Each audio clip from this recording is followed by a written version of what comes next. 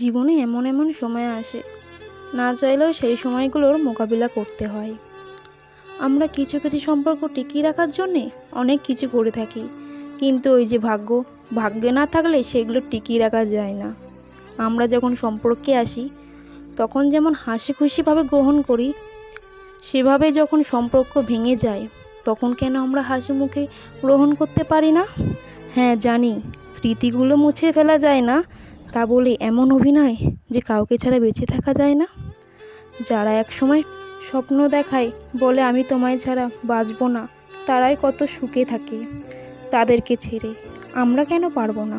আমরাও নতুন করে বাঁচতে শিখবো।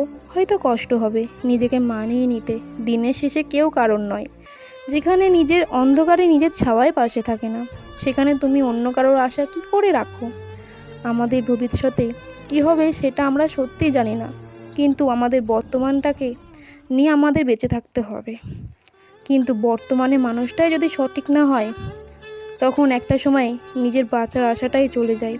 কিন্তু আমরা এটা ভাবি না, আমাদের জন্ম দিয়েছেন আমাদের মা বাবা, তাহলে তাদের মুখের দিকে তাকিয়ে কেন আমরা বাঁচতে পারবো না? অন্য কারোর জন্যে কষ্ট পেয়ে কী লাভ? তাদের তো আমরা কিছু বছরের জন্যে, কিছু মাসের জন্যে চিনি। যারা আমাদের জন্ম দিয়েছেন, নিঃস্বার্থভাবে ভালোবেসেছেন, ছোট থেকে বড় করেছেন, আমাদের প্রত্যেকটা শখ আহ্লাদ পূরণ করেছেন, আমাদের খুশির জন্যে নিজেদের খুশি বিসর্জন দিয়েছেন, মা বাবার মুখের দিকে তাকিয়ে কেন আমরা বাঁচতে পারবো না? আমাদের এই জীবনটা তাদের জন্যেই পেয়েছি, জানো তো।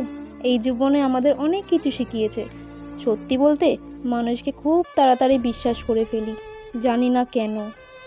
মানুষগুলোকে খুব তাড়াতাড়ি আপনও করে ফেলি, আর সেই মানুষগুলোই যখন কষ্ট দেয় তখন খুব কষ্ট হয়, নিতে পারি না। সত্যি বলতে, আজও মানুষকে বিশ্বাস করতে খুব ভয় লাগে। কারোর সাথে নিজের মনের কথা বলতে ভয় লাগে। আমিও মানুষ, আমারও ইচ্ছা করে সবাইকে আমার মনের কথাগুলো বলে একটু হালকা হতে, কিন্তু সেই মানুষগুলোই সেই সময় পাশে থাকে ঠিকই, পরক্ষণে অন্য কারোর কাছে গিয়ে আমার নামেই বদনাম করে। আসল কথা কি জানো, আমি মা বাবার কথা শুনিনি। আসলে মা বাবা ছাড়া এই জীবনে কেউ কারণ নয়। আমার কিছু হলে, কোনো সন্তানের কিছু হলে বাবা মাই পাশে থাকে, আর কেউ পাশে থাকে না। সবাই শুধু স্বার্থ খোঁজে, স্বার্থ ফুরিয়ে গেলে সবাই চলে যায়। সবসময় চেয়েছিলাম নিজের ভালোবাসার মানুষটাকে আগলে রাখতে, নিজের করে রাখতে, সব চাহিদা পূরণ করতে, তাকে কারণ না হতে দিতে। ওই যে নসিব, কাউকে বিশ্বাস করতে খুব ভয় লাগে, চাই না ঝামেলা। এই ঝামেলায় সত্যি খুব হাঁপিয়ে উঠেছি। বিশ্বাস করো, মধ্যে না থাকলেও সবাই আমাকে নিয়ে পড়ে থাকে, তাই নিজেকে সরিয়ে নিয়েছি সবার কাছ থেকে। আমিও মানুষ, আমারও মন বলে কিছু আছে। কিছু ভুল বলে থাকলে ক্ষমা করে দিও। সরি। আজ আবারও বলছি, মা বাবা পারলে ক্ষমা করে দিও। রাগের বশে তোমাদের হার্ট করে ফেলি, আমি জানি। আসলে কি বলো তো, তোমাদের কাছ থেকে ছাড়া আমি কারোর কাছে ভালোবাসা পাইনি। ছোটবেলা থেকে তোমরাই আমার পাশে আছো, আমার সুখ দুঃখে সব সময়। তোমরা কখনোই কারোর ভালোবাসার কমতি রাখোনি। আমার ভালোবাসার খুব কাঙাল আমি, জানো তো। তাই তো কেউ একটু মিষ্টি করে কথা বললে তাকেই আমি নিজের আপন করে ফেলি।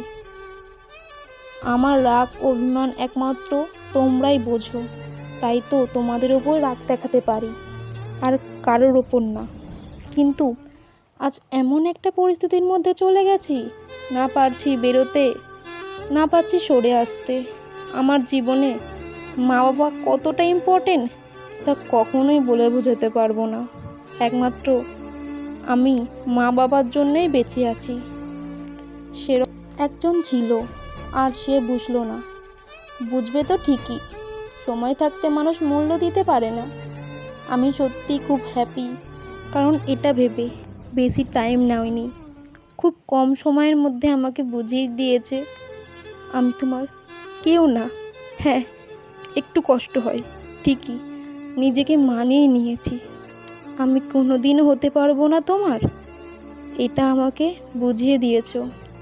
সবার সাথে মিশতে ভালোবাসি। আমি যদি আজ সবার মতো স্ট্রং হতাম, নিজেকে মানিয়ে নিতে শিখতাম, নিজের মধ্যে অ্যাটিটিউড রাখতাম, তাহলে জীবনটা আলাদা হতো।